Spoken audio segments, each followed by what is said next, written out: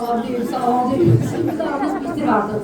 Dostlar, mən bir kimyaçı mühəndis Şəhla Ramazanovayam. Eyni zamanda da Forever şirkətinin menecerlərindən biriyim. Demək, xanımlar deyirlər ki, bəli, biraz boyama menecerlərdən, təzə çıxanlarda deyirəm.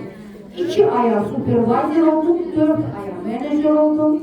Ondan sonra kızlar, oğlanlar, cənnətin qapıları açıldı mənim üçün əzizlərim.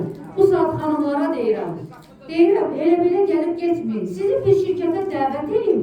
Ola bilər siz buradan bir parıldayan ulduz çıxasınız. Ola bilər insanın bəxti 60 yaşında parıldadır. Maşallah olsun, düz ya, vaxta qədər, yəni həyatın sınaqlarından, imtihanlarından keçdi. İndi maşallah 16 yaşı var, hə?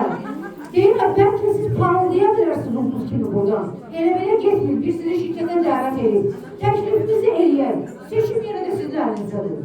Ona görə də hamınız boy, baxın deyəsin. Yox. Yenə işləmədi. Maşallah, mikrofonda problem yaşayırıq biz. Mikrofonda.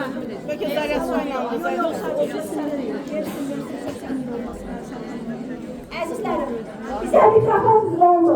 Dostlar, çox təşəkkürlər. Səlim xanım, mən sizə sonda sizdən çox gözəl